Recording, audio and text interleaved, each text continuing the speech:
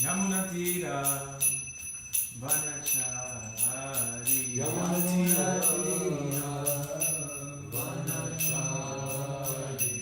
Jaya Radha Madhava Kunja Bihari Jaya Radha Madhava Kunja Bihari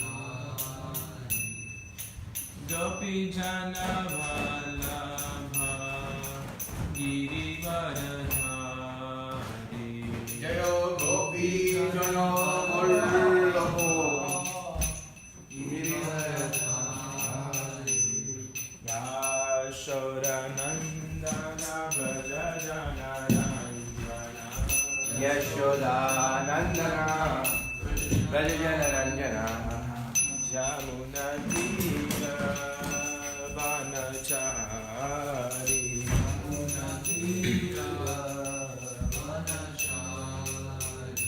Jaya Radha Madhava Kunja Bihari Jaya Radha Madhava Kunja Bihari Hare Krishna Krishna Krishna Hare Hare Hare Rama Rama Rama Hare Hare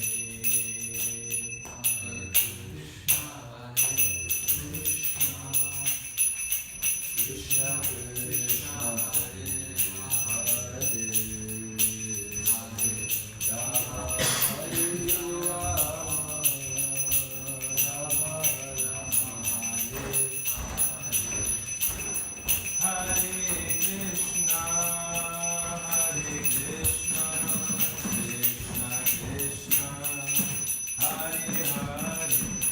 Hare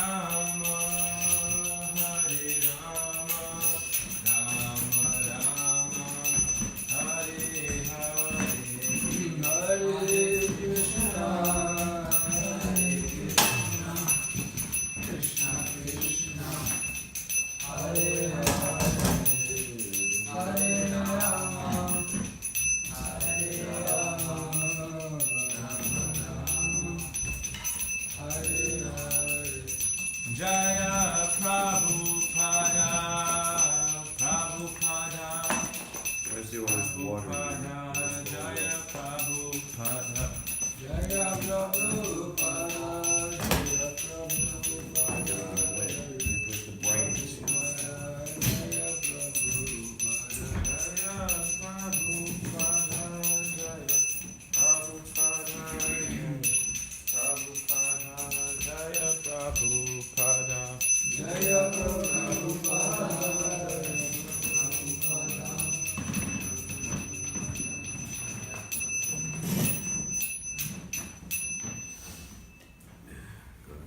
Śrīmad-Bhāgavatam ki jai, Śrīmad-Bhāgavatam ki jai. What's the verse? verse number 20. Open it up to the verse.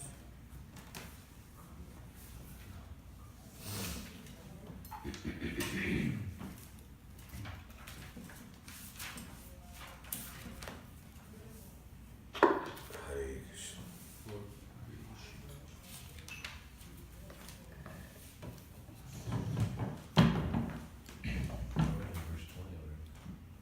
Huh? We're reading verse 20, yes? Yes.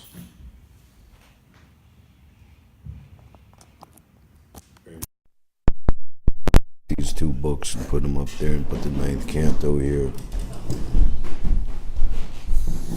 Om Namo Bhagavate Vasudevaya. Om Namo Bhagavate Vasudevaya. Om Namo Bhagavate Vasudevaya.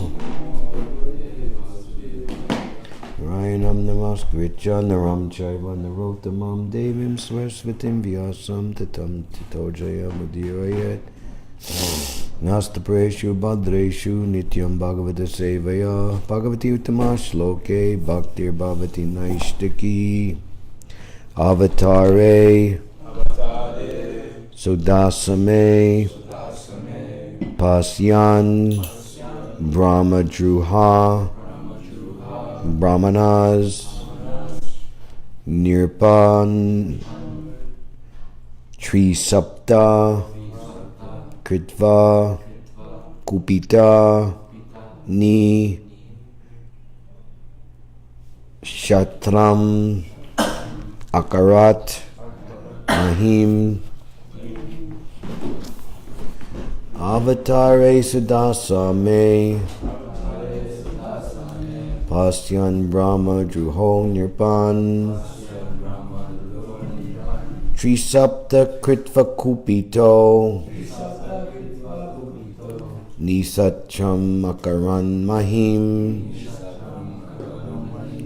avatare sudasame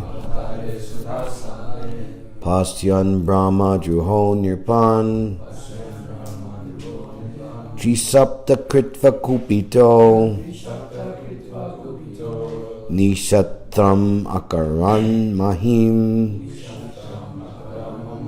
avatare sudasame pasyan brahma druho nirpan trisapta kritva kupito nikshatram akaran mahim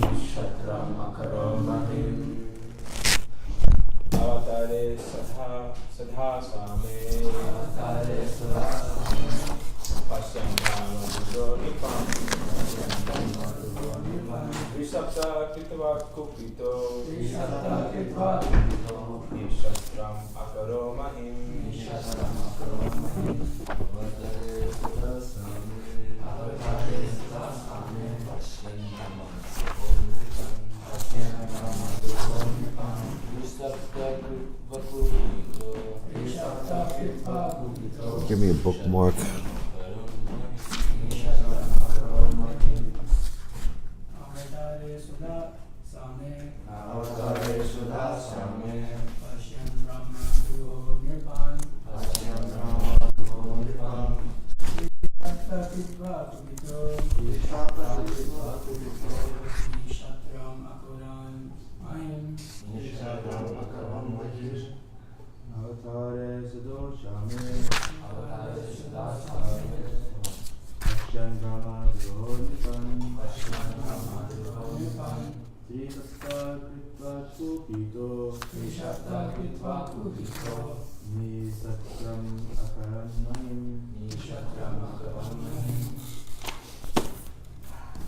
Avatare, in the incarnation of the Lord.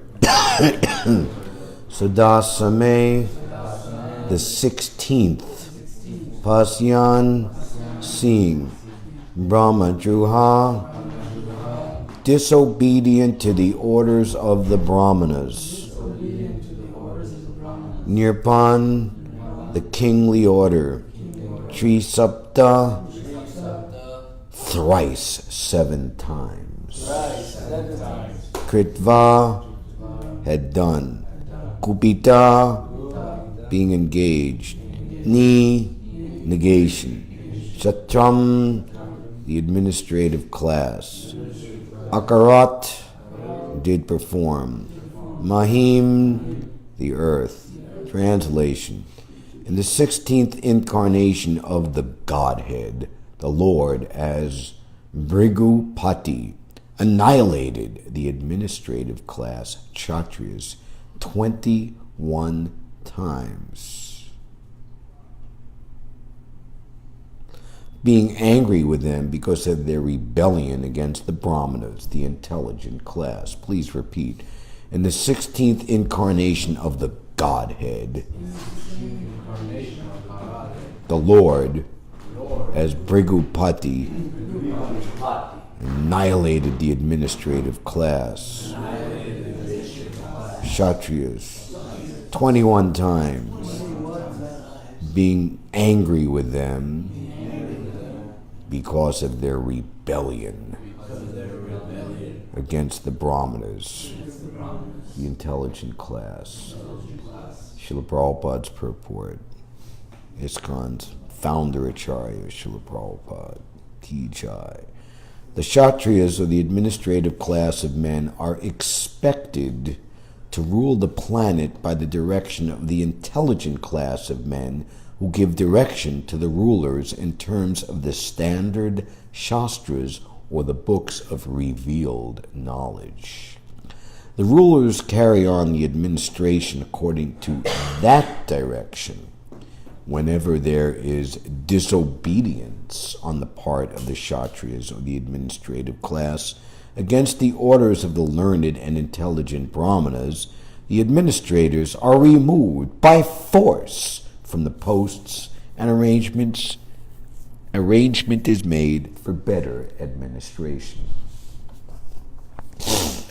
Om Jnana Timirandasya Jananjana Shalakaya Chakshurnamilitam Jena Tasmai Shri Gurave Namaha Shri Chaitanya Manobishtam Stapitam Yena Bhutale Svayam Rupa Kadamayam Dadati Svapadanti Kam Vandeham Shri Guru Shri Uta Padakamalam Shri Gurun Vaishnavams Cha Shri Rupam Sagujatam Sahagana Raghunatan Vitam Tam Sajivam Sadvaitam Savadhutam Harijana Sahitam Shri Krishna Chaitanya Dehi Vam Shri Radha Krishna Padan Sahagana Lalita Shri Vishaka Vitam Hey Krishna Karuna Sindhu Dinabandho Jagatpate Gopisha Gopika Kanta Radha Kanta Namostute Jayatam Sarato Pangor Mama Mandir Mater Gati Matsar Vasva Padambohu Jo Radha Madana Mohano Tibyad Brindaranya Kalpadrumada Śrīmad-Ratnagara Sringhasana Sto Śrīmad Radha Srila Govinda Devo Prestalabi Savyamano Smarami Śrīman Rasa Rasarambi Bamsi Bhattatatastitaha Karshan Venu Svarar Gopir Gopinatha Shriye Stuna Tapta Kanchana Gaurangi Radhe Brindavaneshvari Vrishabhanu Sute Devi Pranamami Hari Priye Panchakalpatarubhyas cha Kripasindubhyeva cha Patitanam Pavanebhyo Vaishnavebhyo Namo Namaha Jaya Shri Krishna Chaitanya Prabhu Nityananda Shri Advaita Gadadhar Shiva Sadi Gaura Bhakta Vrinda Hare Krishna Krishna Krishna Hare Hare Hare Rama Rama Rama Hare Hare. Can we check how the ventilation is doing down there? The smell is coming up here. It's as good as it could be, huh? Are you sure? Doors closed, windows open, fans on? Most? How about all? So the fans got to be on. Okay. Avatare Sudasame Pasyan Brahma Druho Nirpan Tri Sapta Kritva Kupito Nishatram Akaran Mahin. In the 16th incarnation of the Godhead, the Lord as Brigupati annihilated the administrative class Kshatriyas 21 times, being angry with them because of their rebellion against the Brahmanas, the intelligent class. Hare Krishna.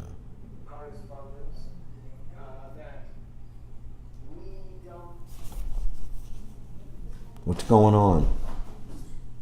Nobody should be using their machine for any other purpose. And actually, we just read the verse, so there's no need to look at the machine anymore, you know? Just hear what I have to say. Hear what the speaker says.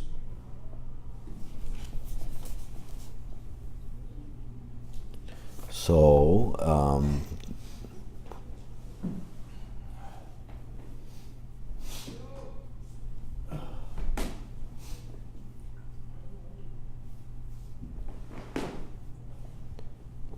In hell there are no newspapers. Oh, horrible. You know, the Christian preacher told the coal miners, who's saying that hell is very damp, dark, and dreary. And all the coal miners look at him like, what's the big deal? Because we live, that's our life in the coal mine. Why should I be afraid of hell? It sounds nice, you know. So in hell there are no newspapers. Oh, how horrible. And then we better become serious Christians. So in Goloka Vrindavan there are no smartphones. Better get used to the idea. The smartphone is not going to get you ecstatic absorption in the name, fame, form, qualities, and pastimes of Krishna. And it's not going to resurrect your original staibhav and the continuous ecstasy and the nectar for which we're always anxious. But there is something that will do that. Hare Krishna, Krishna Krishna, Hare Hare, Hare Rama, Rama Rama, Hare Hare. Not only is that something that can do that, but Harinama Eva Kevalam Nasteva Gatyarnyata. It's the only way. It's the only way. It is the only way. So try to remember that. So that's repeated thrice. So here, thrice 7 times. And just as this is a very keen order from Lord Chaitanya, Harinam, so this was a very keen and sharp order with his, it's described in the 9th canto, keenly sharpened chopper, that he beheaded it, he killed all the disobedient Kshatriyas. So similarly, we should be as strong as Parshuram to kill all the demons of doubts that make our mind go hither and thither, this way and that, thinking that we're going to get some happiness or satisfaction in anything save and except Hare Krishna, Krishna Krishna, Hare Hare, Hare Rama, Rama Rama, Hare Hare. So the mind being disobedient, it's like the arms are going this way and that. The head has to control the arms to do this and that, as see fit. So that's the intellectual class. The Brahmins are the head and the Kshatriyas are the arms. So the arm is more strong than the brain, seemingly so. Actually, in intelligence, that's real strength. One time, a bunch of workers for the king, they complained, why is the minister, your prime minister, getting paid like 8, 9, or 10 times more salary than us and does 8 or 10 times less work than us, you know? Says, well, because his intelligence is much more valuable than your strength. And the king wanted to show them. He said, I want you workers to weigh this elephant and come back and tell me how much it weighs. You know, how are we going to get a scale that the elephant is going to fit on, you know, this and that. You know, they came back at the end of the day with no information. Then he told the minister, weigh this elephant. And he said, okay, give me under an hour. So he came back in 50 minutes and told him exactly how much it weighed. How did you do it? Well, I realized there's no scale that's big enough to hold this elephant on. So I took him down to the boating launch and I put him on a docked boat, and I made a watermark before the elephant got on the boat, and then when the elephant was on the boat, I made a mark, you know, how far down the boat got pressed because of the elephant's weight. Then we took the elephant off the boat, and then we had like all these bags of kilos of rice, and then I just loaded them all up, you know, down to the very last, you know, not only just bag but the exact scoop, you know. And I could realize that the elephant weighed this much. So the king, thank you very much, and he told all the workers, see, that's why he gets paid more. So, and then, at least in terms of that story, the workers were satisfied and they respected the Brahmin. But when the Kshatriyas become proud of their so-called strength and power, and think that they're better than the Brahmins, then usually what happens is that they, because the administrators, the Kshatriyas, they're the general people are under their control, you know. Like we had a rebellion here 43 years ago. It was called the American Revolution.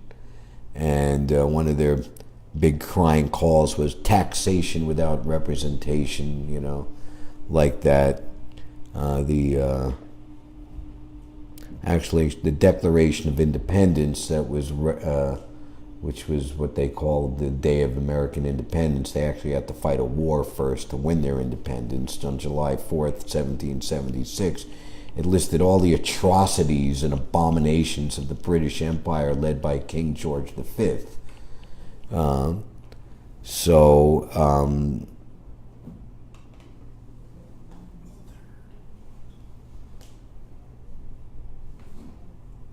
The kingly order, they're expected to rule the planet by the direction of the intelligent class of men who give direction. And their direction is how to go back home, back to Godhead. So Kshatriyas, who are not as elevated as the Brahmins in the mode of pure goodness, they need to take advice and direction from, just like the arms need to take direction from the head. What's the proper way to work? And that proper way to work is coming from standard shastras, or books of not empiric or speculative or take it or leave it knowledge, but revealed knowledge coming from God himself. So when the rulers disobey and do not act in that way, then such rulers are removed by force. In the case we were hearing from Chandrasekhar Maharaj last week of King Vena, the Brahmins, by Vedic mantras, killed him.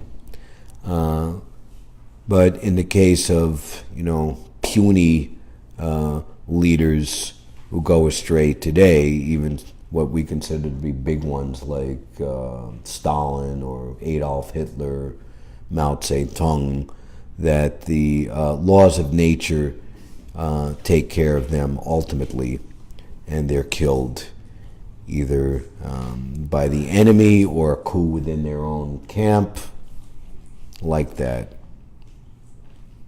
And arrangement is made for better administration. So that's why it is so important that the chanting of Hare Krishna be distributed widespread, because that spreading of Krishna consciousness is spreading the rule of God, the rule of the Lord.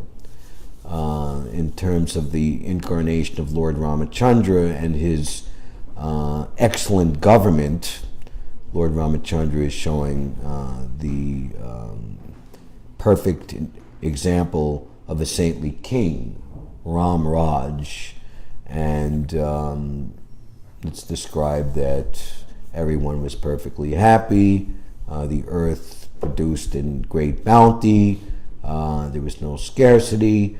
It even went as far as to say about his rule, there wasn't even death for those who did not want it. So everyone looks to the example of Lord Ramachandra's rule as the standard rule of for a proper government or leader. And Prabhupada says that people are very much anxious to have the rule of Lord Ram Raj, but that can be invoked immediately simply by embracing the Sankirtan movement of Lord Chaitanya, who as Lord Ram appeared in this Kali Yuga again. Actually, the sages of Dandakaranya were attracted seeing Lord Ram and wanted to have a exalted, elevated relationship with him, which was on the superman mundane platform, completely transcendental to this world, And Lord Ram told them that that can only be done in the incarnation of Lord Krishna, and you will take birth when I appear as Lord Krishna. And again, that self-same Lord Krishna, to even further understand the glories of all of his different devotees' love for him, came as Chaitanya Mahaprabhu. So Prabhupada says in this Lord Ram section in the 9th canto that the best purpose of human life can be fulfilled by worshiping the Lord in six arms, the Sadbhuj Murti, 2 arms carrying the flute of Lord Krishna, carrying bow and arrows of Lord Ram, and the Sanyas Danda and Kamandalu water pot of Lord Chaitanya Mahaprabhu.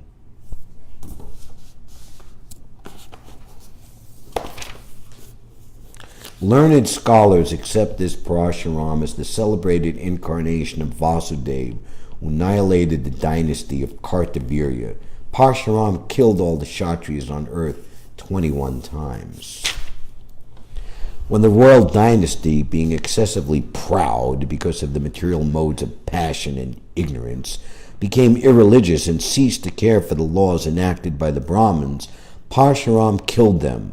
Although their offense was not very severe, he killed them to lessen the burden of the world.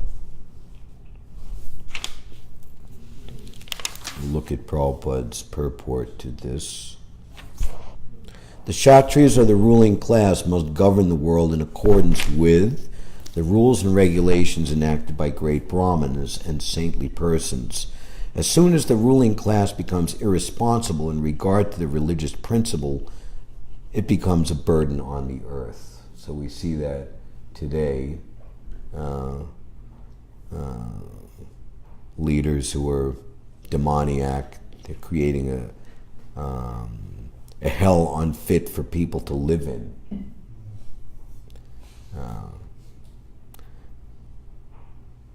Burden on the earth, as stated here, Rajastamo Britam. When the ruling class is influenced by the lower modes of nature, namely ignorance and passion, it becomes a burden to the world and must then be annihilated by superior power. We actually see from modern history that monarchies have been abolished by various revolutions. But unfortunately, the monarchies have to be abolished to establish the supremacy of third-class and fourth-class men. The Bolshevik Revolution ushering in communism. More or less the same thing in communist China. Democracy over here on this side of the world. Has it made things that much better? Prabhupada describes this change like you have a burden on one side and it becomes unbearable, so you take it off and then you put it on the other side. And temporary feel relief on this side, but then you're starting to feel the same pain on this side until it becomes unbearable, and then you put it back. So we have the Democratic Party, and then when we get fed up with them, then we're going to go back to the Republican Party. And when we get fed up with the Republican Party, then the Democrats look good again. You know?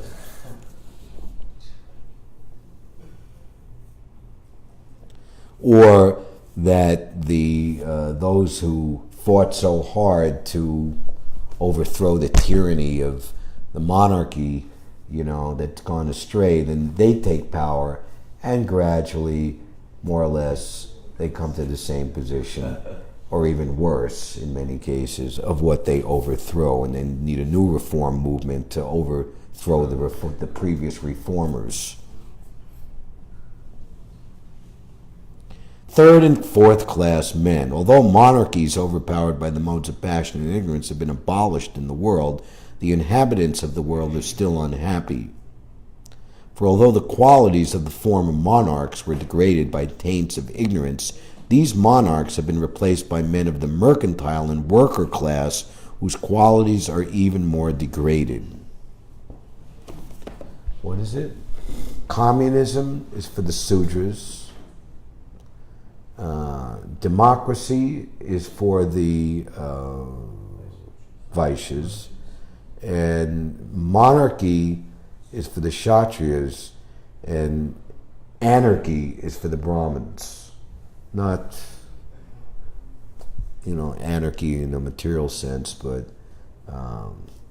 because the Brahmins, they simply take part in obeying the transcendental orders of the Supreme Lord, their so-called anarchy is, Brahmins are not to be ruled, like anarchists. We don't accept any rule, just whatever, But because Brahmins, they're obeying the order of the Supreme Lord, whatever they desire is perfect. So that's transcendental anarchy.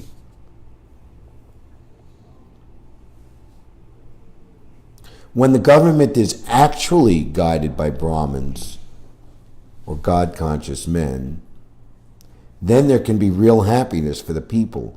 Therefore, in previous times, when the ruling class was degraded to the modes of passion and ignorance, the Brahmins, headed by such a Kshatriya-spirited Brahmin as Parashuram, killed them 21 consecutive times. Bhagavatam, Canto 12, Chapter 2, Symptoms of Kali Yuga, verse 13, Dasyu, Prayesu, Rajesu. The ruling class will be no better than plunderers, because the third class and fourth class men will monopolize the affairs of the government. Ignoring the religious principles and Brahminical rules and regulations, they will certainly try to plunder the riches of the citizens. It's like it's a well-known, it's now it's commonly understood. Whereas years ago when I was a child, maybe it was just like conspiracy theory known to a few, but that the so-called government is simply, put there as like stooges or servants of the huge business conglomerate corporations who are actually ruling the world and just plundering the riches of the citizens, plundering their health, extracting every last ounce of energy out of them just for their own materialistic profit. They will certainly try to plunder the riches of the citizens without consideration. As stated elsewhere in the Bhagavatam, first chapter, the 12th canto, verse 40, being unpurified, neglecting to discharge human duties properly, and being influenced by the modes of passion and ignorance, unclean people, malechas, posing as members of the government, will swallow the citizens. And still in another place,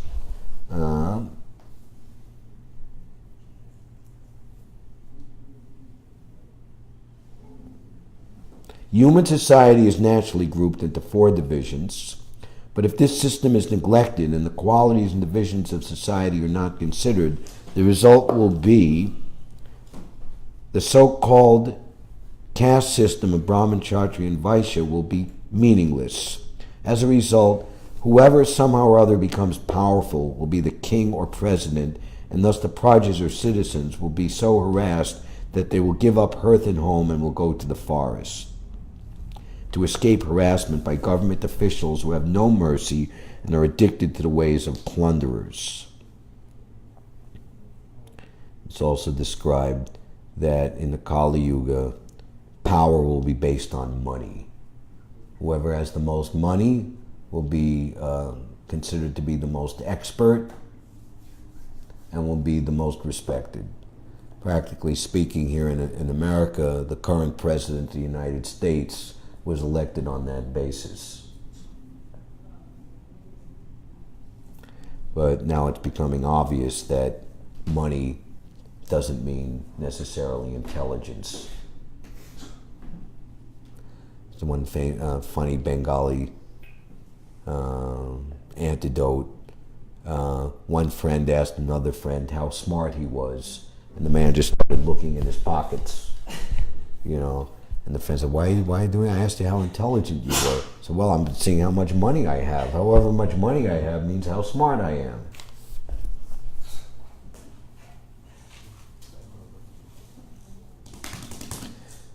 Therefore, the people in general must take to the Krishna consciousness movement, the Hare Krishna movement, which is the sound incarnation of the Supreme Personality of Godhead. Kali Kale Nam Rupe Krishna Avatar. Krishna, the Supreme Personality of Godhead, has now appeared as an incarnation by his holy name. Nam Namakari Bahudan Nija Sharva Shaktis. My Lord, you have invested all of your transcendental potencies, energies in your holy names. There are not even hard and fast rules for chanting and remembering them, not considering who is fit, who is unfit, a proper place or a proper time.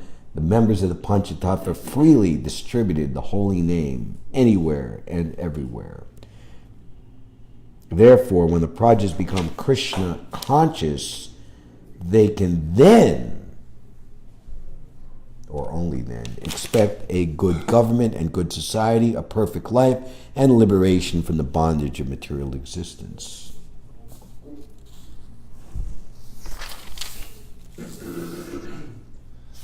And now we'll hear of the particular circumstances of the reason for Parshuram's killing the errant Kshatriyas.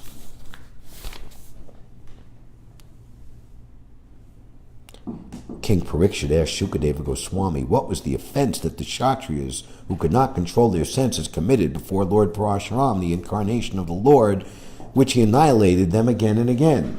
Shukadeva Goswami said, the best of the Kshatriyas, Kartavir Arjun, the king of the Haihayas, received 1,000 arms by worshipping Dattatreya, the plenary expansion of the Lord. He also became undefeatable by enemies and received unobstructed sensory power, beauty, influence, strength, fame, and the mystic power by which to achieve all the perfections of yoga, such as anima and lagima. Thus, having become fully opulent, he roamed all over the universe without opposition, just like the wind.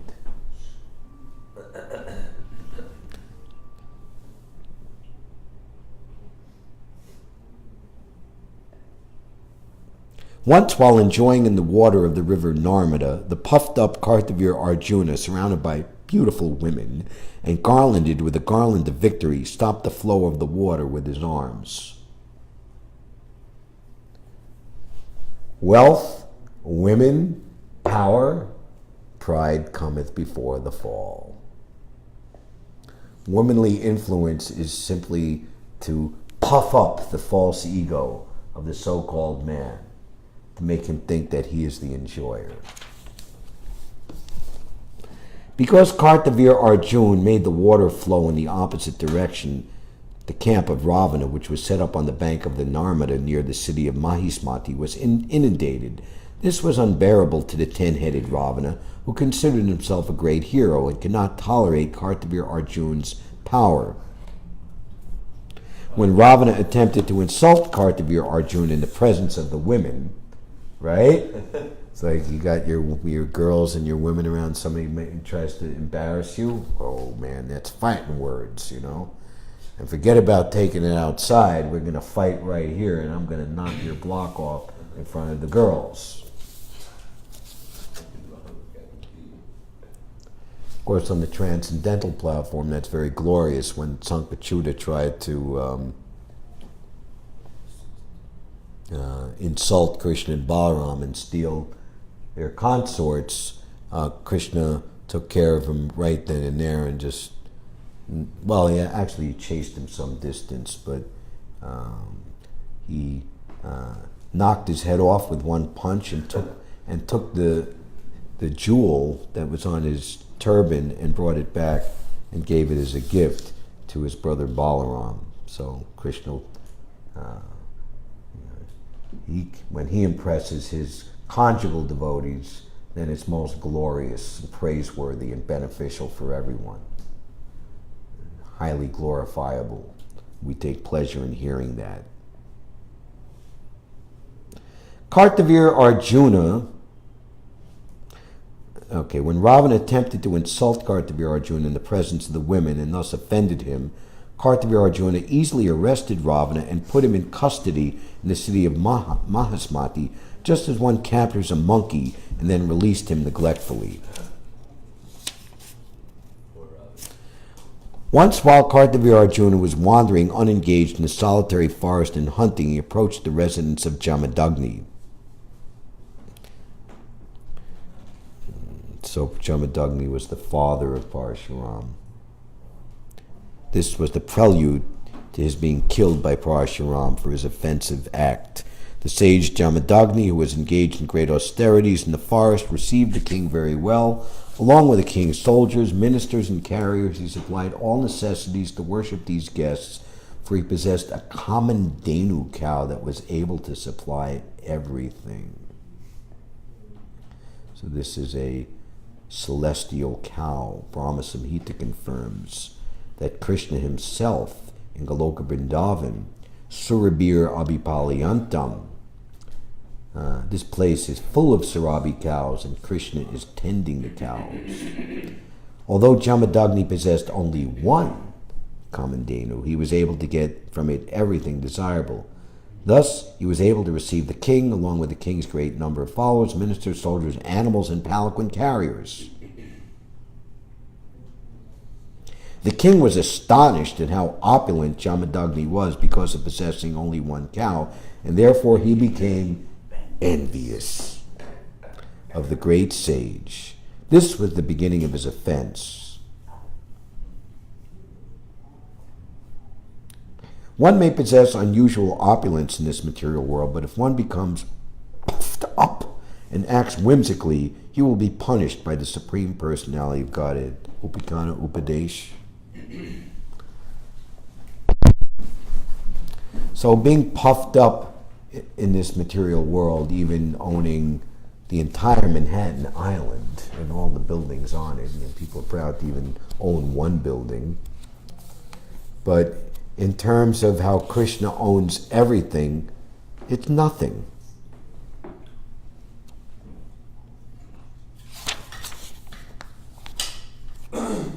There is an instructive story by Srila Bhaktisiddhanta Saraswati Thakur in this regard. It is called The Frog's Half-Rupee Coin. Now, seeing that this story is now, we're speaking it some 80 years later, we'll call it The Frog's 5-rupee Coin. A frog living in a pond by chance picked up a 5-rupee coin. Upon getting the 5-rupee coin, the frog became puffed up and thought, is there anyone else as rich as I am now? You know, because his froggy association, or the worms crawling around, or, you know, whatever other, you know, what are those things? Water bugs, right, under the rocks, you know. He's got a 5-rupee coin. He's the richest. If the king's elephant comes this time, in other words, the king's elephant is like material nature, you know, we're going to stop death, you know, we're going to live forever, you know, and or whatever, you know. Death is sometimes compared to an elephant.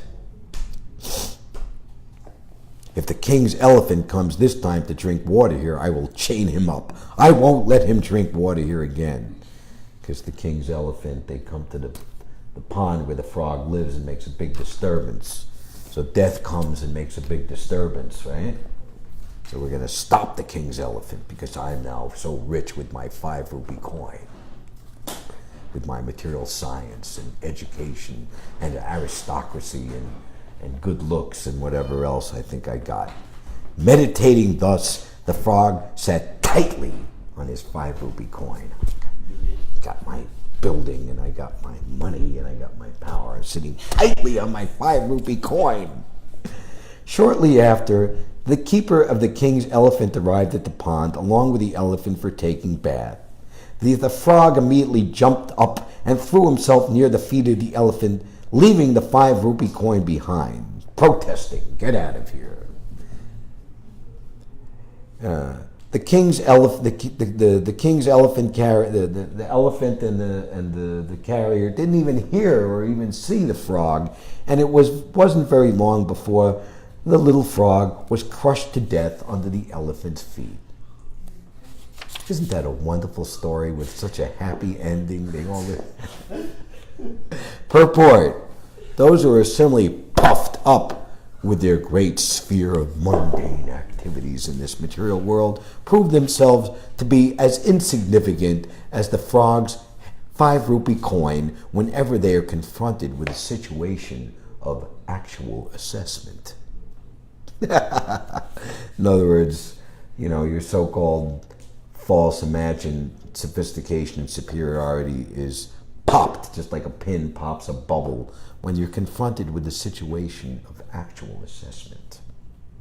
The great valor of an untiring worker in this material world may be crushed underfoot at any moment under the pressure of the mundane spell, as it is nothing but a gift from the material nature. The Bhagavad Gita says, Prakriti kriyamanani gunai karmani sarvashaha ahankar vimudatma kartahamiti manyate. The spirit soul, bewildered by the influence of the false ego, thinks himself the doer of activities that are in actuality carried out by the three modes of material nature.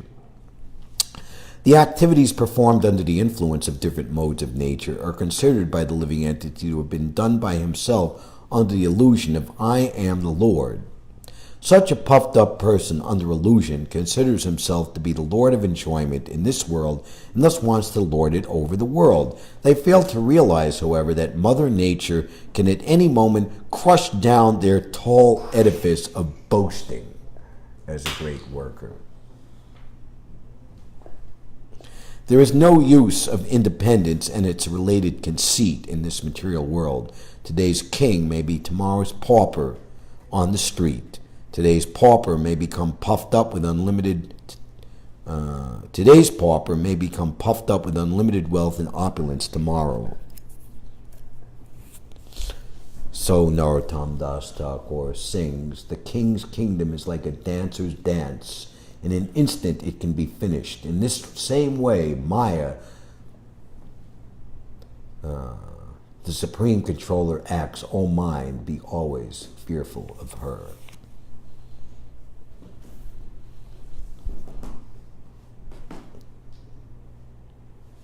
One may possess unusual opulence in this material world, but if one becomes puffed up and acts whimsically, he will be punished by the Supreme Personality of Godhead. This is the lesson to learn from this history, in which Parshuram became angry at Kartavya Arjuna and killed him and rid the entire world of Kshatriyas 21 times. So Kartavya Arjuna is the lead king ruling the world, and as we see here, we will hear, he stole his father's, Parshuram, Jamadagni's Kamandenu cow. Kartavya Arjuna thought that Jamadagni was more powerful and wealthy than himself because of possessing a jewel in the form of the Kamandenu. Therefore, he and his own men, the Haihayas, were not very much appreciative of Jamadagni's reception. On the contrary, they wanted to possess the Kamandenu, which was useful for the execution of the Agnihotra sacrifice. So you come into a guest into someone's home, and you simply become envious of their possessions and family members. Maybe I want to take their wife, or I want to take their opulence, or rob the entire house.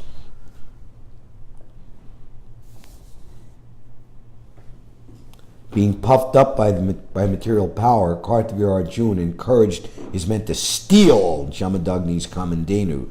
Thus the men forcibly took away the crying Kamandenu along with her calf to Mahismati, Kartavya Arjuna's capital. Thereafter, Kartavya Arjuna, having left with the Kamandenu, Parshuram, who was not present, returned to the ashram. And he was the youngest son of Jamadagni, heard about Kartavya Arjuna's nefarious deed. He became as angry as a trampled snake. Taking up his fierce chopper, his shield, his bow, and quiver of arrows, Lord Parshuram, exceedingly angry, chased Kartavya Arjuna just as a lion chases an elephant. As King Kartavya Arjuna entered his capital, Mahismati Puri, he saw Lord Parshuram, the best of the Bhrigu dynasty, coming after him, holding a chopper, shield, bow, and arrows. Lord Parshuram was covered with a black deerskin, and his matted locks of hair appeared like the sunshine. Upon seeing Parshuram, Kartavya Arjuna immediately feared him and sent many elephants, chariots, horses, and infantry soldiers equipped with clubs, swords, arrows, ritis, saktagnis, shaktis, and many similar weapons to fight against him. Kartavir Arjuna sent 17 full Akshuhinis of soldiers to check Parshuram, but Lord Parshuram alone killed all of them. So there is a revelation from the Mahabharata of what is actually an Akshuhini. Is a military phalanx consisting of 21,870 chariots and elephants, 109,350 infantry soldiers, and 65,610 horses.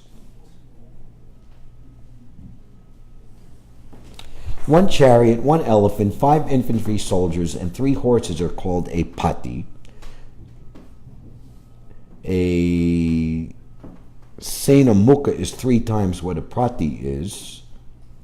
It goes on up and up and up, and to ultimately what we just heard is an Akshuhini. Lord Parshuram being so 17 Akshuhinis are sent against one Parshuram, incarnation of God, being expert in killing the military strength of the enemy, worked with the speed of the mind. His mind thinks, I'm going to kill them all, and it's done. And the wind, slicing his enemies with his chopper, Parashu.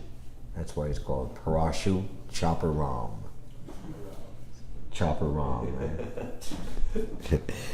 Wherever he went, the enemies fell, their legs, arms, and soldiers being severed, their chariot drivers killed, and their carriers, the elephants and horses, all annihilated.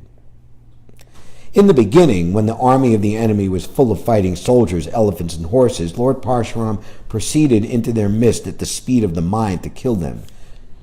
When somewhat tired, he slowed down to the speed of the wind. And continued to kill the enemies vigorously. The speed of mind is greater than the speed of the wind, by the way. By manipulating his axe and arrows, Lord Parshuram cut to pieces the shields, flags, bows, and bodies of Kartavir Arjun's soldiers who fell on the battlefield, muddying the ground with their blood. Seeing these reverses, Kartavir Arjuna, infuriated, rushed to the battlefield.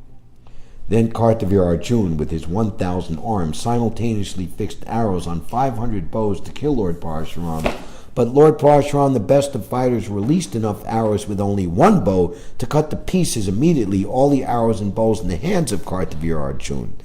When his arrows were cut to pieces, Kartavir Arjuna uprooted many trees and hills with his own hands and again rushed strongly toward Lord Parshuram to kill him. But Parshuram then used his axe with great force to cut off Kartavir Arjuna's arms, just as one might lop off the hoods of a serpent. Thereafter, Parshuram cut off like a mountain peak the head of Kartavir Arjuna, who had already lost his arms. When Kartavir Arjuna's 10,000 sons saw their father killed, they all fled in fear. Then Parshuram, having killed the enemy, released the Kamandenu, which had undergone great suffering, and brought it back with his calf to his residence, where he had gave it to his father, Jamadagni.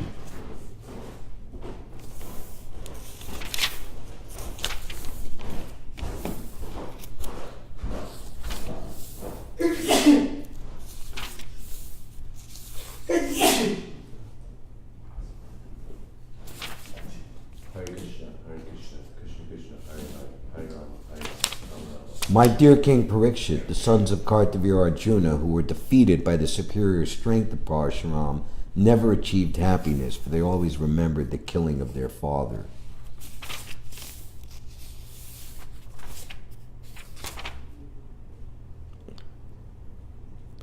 So,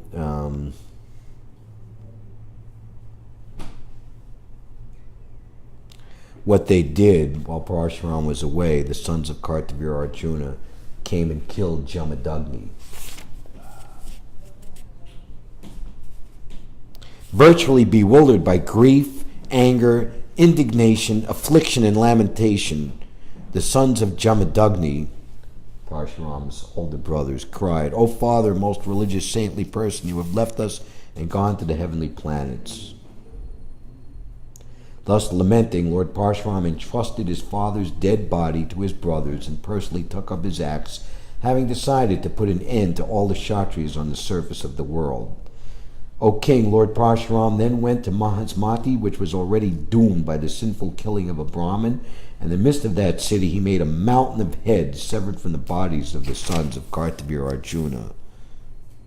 With the blood of the bodies of these sons, Lord Parshuram created a ghastly river which brought great fear to the kings who had no respect for Brahminical culture.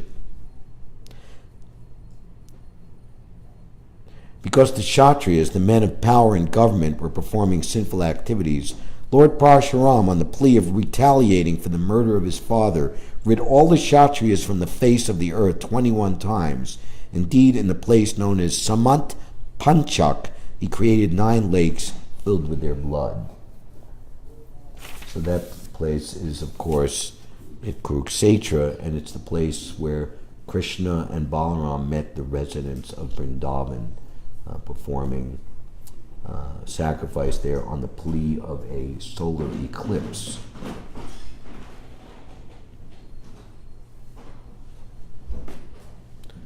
If the government becomes irresponsible and sinful, not caring for Brahminical culture, there will certainly be an incarnation of God like Parshuram to create a devastation by fire, famine, pestilence, or some other calamity. Whenever the government disrespects the supremacy of the personality of Godhead and fails to protect the institution of Varna and Ashram, it will certainly have to face such catastrophes as formerly brought about by Lord Parshuram.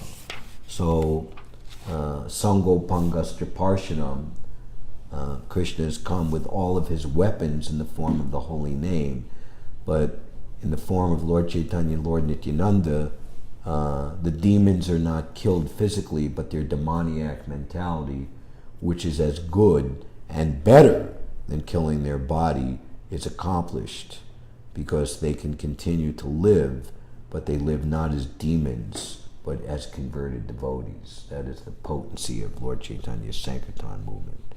So we should be very much enthusiastic as devotees to mobilize massive and multi-Harinam Sankirtan parties, just as Lord Parshuram was able to thrice 7 times annihilate all of the Kshatriyas, making a mountain of heads and arms and killing them all.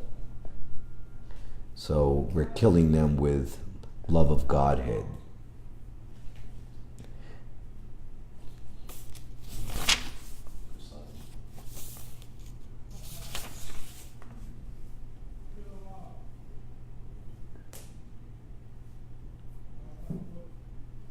My dear King Parikshit, in the next Manvantar, the lotus-eyed personality of Godhead, Lord Parshuram, the son of Jamadagni, will be a great propounder of Vedic knowledge. In other words, he will be one of the 7 sages. Lord Parshuram still lives as an intelligent Brahmana in the mountainous country known as Mahendra. Completely satisfied, having given up all the weapons of a Kshatriya, he is always worshipped, adored, and offered prayers for his exalted character and activities by such celestial beings as the Siddhas, Charanas, and Gandharvas. In this way, the Supreme Soul, the Supreme Personality of Godhead, the Lord, and the Supreme Controller descended as an incarnation in the Bhrigu dynasty and released the universe from the burden of undesirable kings by killing them many times.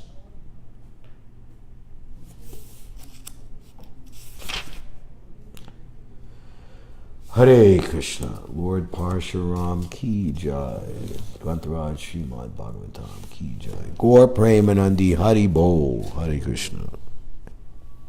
Any questions or comments?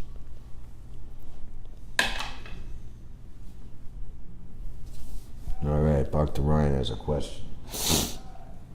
Did that inspire you with transcendental militarism? A little bit. Which is better than what you might have experienced in Uncle Sam's army.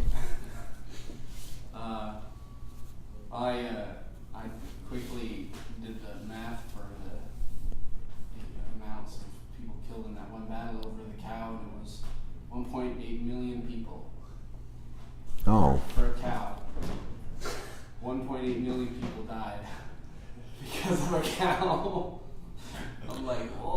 Well, first Jamadagni was killed, but then when the real annihilation took place, when the sons of this Kartavir Arjuna killed Jamadagni, the revered Brahmin, then that's when he... And it's also the cow was just a placeholder of like the Kshatriyas' indignance against the Brahmins.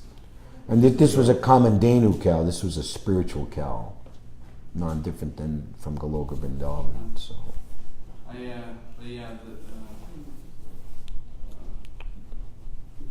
That was more people dying in one battle than all of the UK and American military deaths in World War II combined. Far more than that, actually. It's twice as many. I think the Battle of Kurukshetra, there's an even greater number than... Oh yeah, I think... like 20 million or something? 6? The Battle of Kurukshetra? Yeah. No, it was many. 600. Who's up on that information? 600 million. It's a lot. 600 million. Countless. I have a question. Thank you for class, Rama Prabhu. So, this demoniac tendency, you see, can still remain, or still remains prevalent in many practicing, while we're in the practicing stage.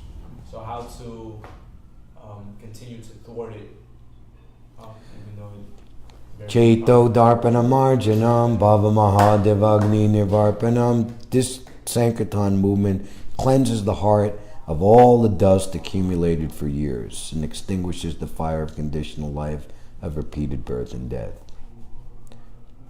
In the Satya Yuga, the demons and devotees lived on different planets.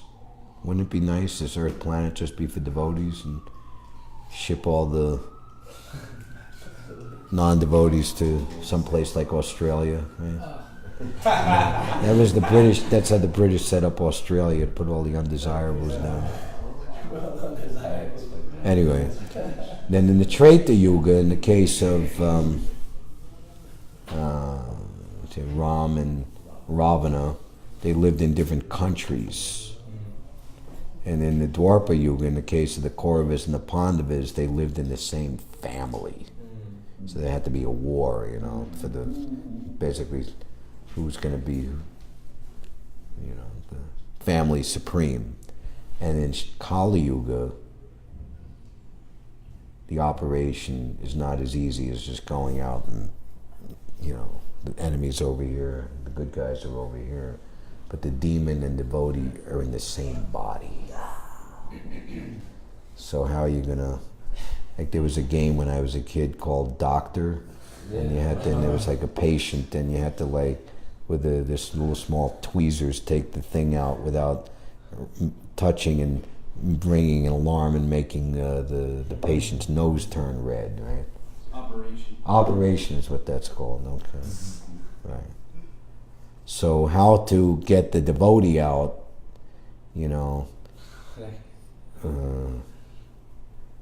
so.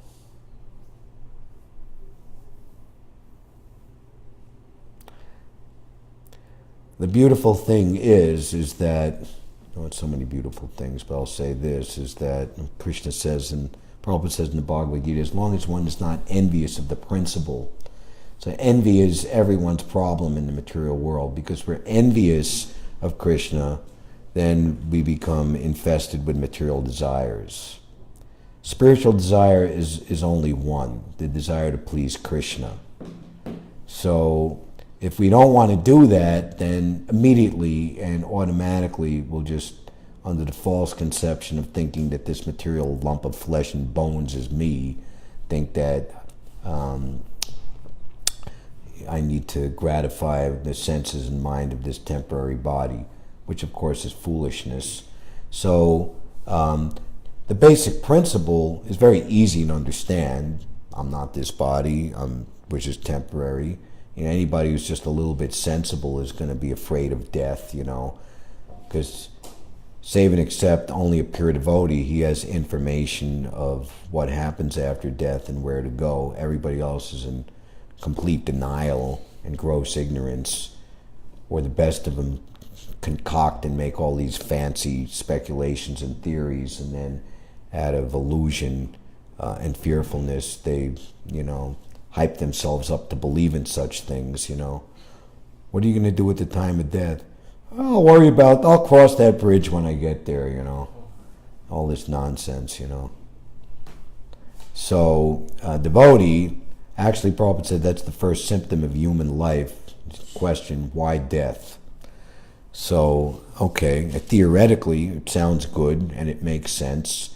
And, if there's any residual problem due to our previous conditioning, we tolerate that and we go on applying the principle which we, in our best consciousness, intelligence, can publicly state and always remind ourselves, I'm not envious of this. Prabhupada, there's a Bengali story of a reforming thief who went on holy pilgrimage with maybe 40 or 50 other people, and they would stay in a dharmashala, and everybody's luggage was placed in a certain place, and they'd be sleeping there. And the thief, according to his previous habit, got up in the middle of the night and started rummaging through everybody's luggage. But then, in the process of doing that, he realized, what am I doing, But he had gone so far, he had maybe gone through like 20 or 30 people's luggage, he couldn't remember where it all, what he took from what bag and what bag was over there, and everything was moved around. And people all woke up in the morning, what's going on here? There's some thief. And when he was on, he stood up, my dear fellow pilgrims, I'm very sorry. I have done this, but I didn't take anything. I was a thief in my former life, but I'm trying to reform. Please forgive me. Nothing has been stolen, but things might have been moved around and messed up a little bit. So the people were very nice and they accepted him. So according to our former habit, we might move things around and make a big mess, disturbing others and ourselves. But, we just want to keep in that holy association of pilgrims, and then our tendency to be a thief will stop. So therefore, one of the 5 most important angas of bhakti is association with pure devotees, with devotees who are very much determined to make full advancement and go back home, back to Godhead, and do anything and everything that it takes to accomplish that. And in terms of the mind, which is the repository of all the thievery and bad material desires from our previous life or lifetimes, we neglect the mind's dictation based on these things and simply follow the dictation of the bona fide spiritual master and the Shastras, and that more or less is one thing for all of us to engage in the mission of the Lord, the Yuga Avatar, and propagate his Sankirtan movement. And if one does that, then everything will be all right. That's a few things I could say. I could say more, but that's all I'll say about that right now. Anything else? All right, thank you all very much. Vantaraj Śrīmad-Bhāgavatam ki jai, Nitai Gaur Premanandi, Hari Hari Bol.